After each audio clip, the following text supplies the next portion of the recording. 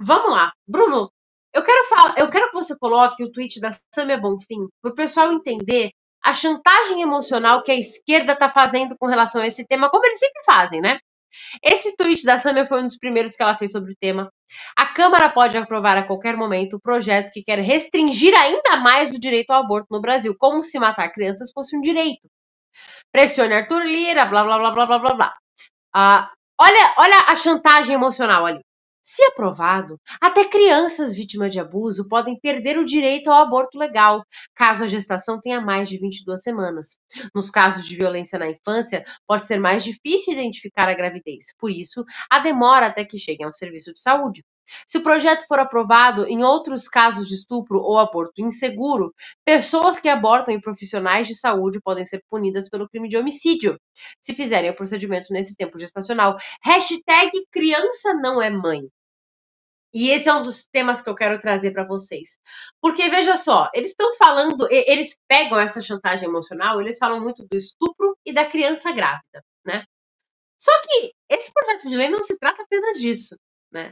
Esse projeto de lei quer tratar como homicídio qualquer aborto feito em tal idade gestacional, independente desse aborto ser feito num caso de estupro, numa criança, num adulto, numa prostituta, independente, certo? Mas eles precisam apelar para o emocional. Então, é como se fosse uma lei específica para crianças estupradas. Quando não é. Se aplica a todos os casos, né? Se aplica a todos os casos. Agora, eu quero passar pro Pedro, porque, amigo, qual é a diferença de um bebê sendo gestado no ventre de uma mulher de 30 anos e do bebê sendo gestado no ventre de uma criança de 11, 12? Qual é a diferença do bebê que foi concebido numa situação normal e do bebê que foi concebido em estupro? Porque eu acho que o grande foco da discussão é posto de lado quando o esquerdista fala de aborto. O grande foco da discussão sobre aborto é o bebê, porque é o bebê que vai ser abortado. Mas quando o esquerdista fala sobre aborto, ele simplesmente tira o bebê fora da jogada como se não tivesse nada ali. Né? Eles simplesmente ignoram o que está sendo abortado. E na prática, por mais dolorido que possa parecer, e eu sei que você vai concordar comigo, não existe diferença entre esses bebês. A vida de qualquer bebê tem exatamente o mesmo valor intrínseco, né? Bom, exatamente. A Duda já respondeu a própria pergunta, então eu gostaria muito de abordar essa questão de algumas formas aqui. Primeiro, por que o aborto ele existe? Por um motivo de que as pessoas não querem manter uma gravidez. Até aí, ok. Mas qual é a lógica por trás disso? O que é uma gravidez não desejada? Ela pode ser fruto de duas coisas. A primeira, de um abuso, como é, enfim, um dos casos em que o aborto é legalizado no Brasil. E a segunda, por conta de uma irresponsabilidade. Não existe outro motivo para uma gravidez ela não ser desejada senão isso. Então, tem milhares aí de métodos enfim, contraceptivos, etc. Alguns são abortivos, mas, enfim, você tem milhares de maneiras de prevenir uma gravidez. E nos casos do tweet da Samia, onde a gente vê a gravidez infantil e o abuso sexual como um problema que gera essa gravidez, então vamos tratar as causas desse problema. Só que aí a gente esbarra na própria militância. Porque quando o povo quer punir mais severamente um estuprador, enfim, um abusador, chegam as ONGs, chega esse pessoal da militância e fala assim, não, porque essas pessoas elas merecem aí um tratamento mais humanizado possível. Essas pessoas merecem com que o rigor da lei não seja tão duro assim com elas. Quem é que não lembra daquela cena de um médico muito famoso indo abraçar um abusador de criança dentro de uma cadeia? Quem é que não lembra dessa cena? Então, mais uma vez, a gente vê o duplo pensar dessa militância. Por quê? De um lado, eles dizem que estão defendendo ali as crianças vítimas de abuso, estão defendendo as mulheres, mas elas não tratam a causa desses problemas. Então, ok, se a gravidez infantil ela não é fruto ali de um abuso sexual, ela é fruto de outra coisa. Né? E para uma criança ficar grávida que não é fruto ali de um abuso, ela é vítima de uma sexualização precoce. E quem é que defende a sexualização precoce? Quem é que está o tempo todo querendo mostrar para uma criança como ali a sexualidade ela é frutuosa, como a sexualidade é uma delícia nas mais tenras idades? Então, mais uma vez, a gente esbarra nesse problema que essa militância ela não faz aquilo que diz defender. Se os deputados, se esse pessoal está tão preocupado com a saúde sexual das pessoas, elas deveriam combater não as pessoas que são pró-vida, mas sim as pessoas que fazem com que o aborto ele seja uma questão, que são os estupradores e as pessoas que introduzem as crianças a uma sexualidade precoce. Então vamos combater de fato a raiz desse problema. Vamos combater de fato quem é o causador disso, para que o aborto não seja mais uma questão, para que o estuprador ele seja punido com rigor da lei, para que a criança ela não tenha contato com nenhum tipo de sexualidade homossexual, heterossexual, tetrassexual, antes de uma idade onde ela possa ali entender como aquilo funciona.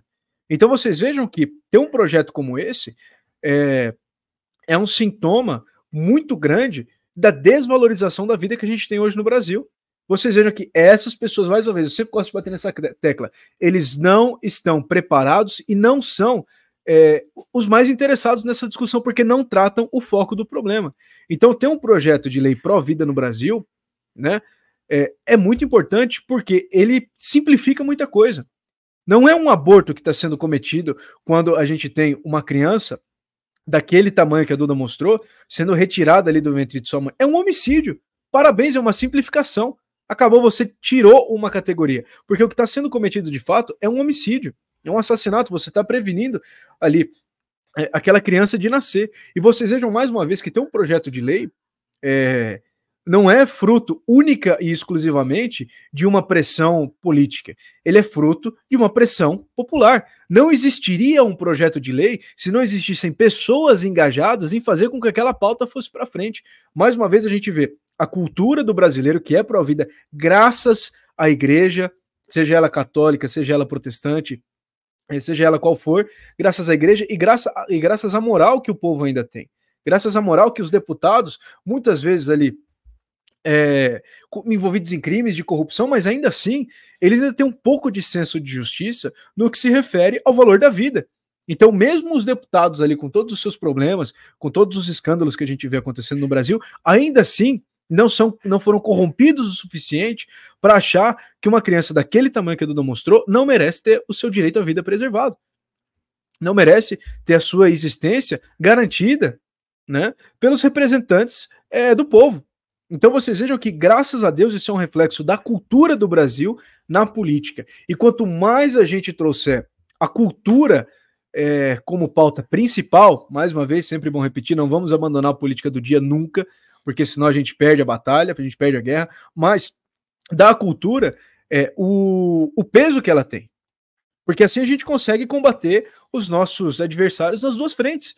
A gente consegue combatê-los tanto na esfera moral, mostrando que as ações que eles tomam não são, enfim, boas, não são benéficas aí para o Brasil, e também a gente consegue combatê-los na esfera eleitoral, mostrando que essas mesmas pessoas, na hora de tomar decisão em prol daqueles que eles dizem defender, não tomam. Quem é que lembra do projeto de castração química para estuprador, que está parado, pegando poeira, enfim, desde o começo dessa década, até antes? Tudo porque quem apresentou foi um cara de direita, foi um cara ali de um espectro político diferente. Quem aqui defendeu o Champinho, um dos casos mais, enfim, um dos maiores casos aí de abuso sexual. Quem aqui foi abraçar um criminoso condenado por abuso sexual infantil dentro de uma cadeia? Quem aqui, de fato, está lutando para que as crianças elas não sejam sexualizadas dentro da sala de aula? Quem está usando os mecanismos de Estado para que isso aconteça? Quem está fazendo pressão em todas as esferas públicas para fazer com que a sexualidade fique cada vez mais evidente, em cada vez mais tenra idade dentro das escolas? Qual foi o espectro político que apoiou um cara pelado interagir com criança? Qual foi o espectro político que colocou, enfim, excursões escolares para assistir enfim, sexualização da fé, obras abre aspas aqui, criança travesti. Quem é que lembra disso? Essas coisas elas precisam ser lembradas. E elas precisam ser colocadas em evidência, mais uma vez, para mostrar quem de fato está defendendo a saúde das crianças, quem de fato quer prevenir uma gravidez infantil, quem de fato quer prevenir que um estuprador não seja solto numa saidinha. É isso que precisa ser discutido, gente. Então, esse projeto, ele representa muitas coisas. A primeira, a incompetência e o desinteresse dessa militância em defender quem eles dizem defender. E o segundo, um respiro ainda da cultura e da moral brasileira sobre a política.